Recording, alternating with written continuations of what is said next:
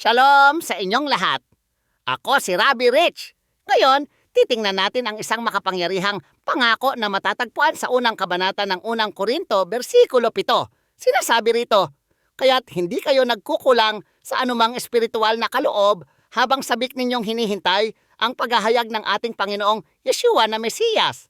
Alam nyo, kapag tinanggap natin si Jesus Christ bilang ating Panginoon at tagapagligtas, tinatanggap natin ang isang regalong nagbabago ng buhay, ang kaloob ng banal na espiritu.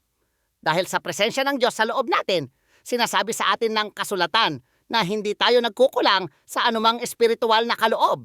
Isipin nyo yan, hindi kayo naghihintay para sa darating pa lamang na padala. Nasa inyo na ang mga kagamitan ngayon pa lang. Ang mga espiritual na kaloob na ito ang tinawag ni Shaul o Pablo na bunga ng espiritu sa Galacia, Kabanata 5. Ang mismong katotohanan na nasa atin ang espiritu ay katiyakan na mayroon tayong mga kagamitang kailangan para mamuhay ng nakalulugod sa Diyos hanggang sa pagbabalik ni Jesus. Bago tayo magpatuloy, gusto kong marinig mula sa inyo.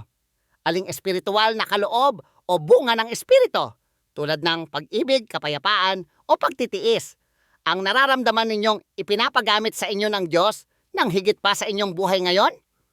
Huminto sandali at ipalam sa amin sa comment section sa ibaba. Ang inyong sagot ay maaaring makapagpatatag sa iba. Ngayon, ipinapaalala sa atin ng bersikulo 8 at 9 na ang Diyos ay mapagkakatiwalaan. Binigyan niya tayo ng mga kagamitan upang makapanindigan hanggang sa wakas at maging walang kapintasan sa araw ng ating Panginoong Yeshua.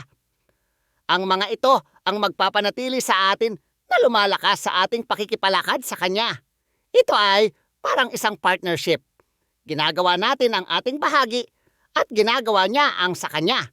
Kapag inilabas natin ang mga kagamitang iyon at sinimulang gamitin, lalo tayong magiging mahusay sa paggamit sa mga ito.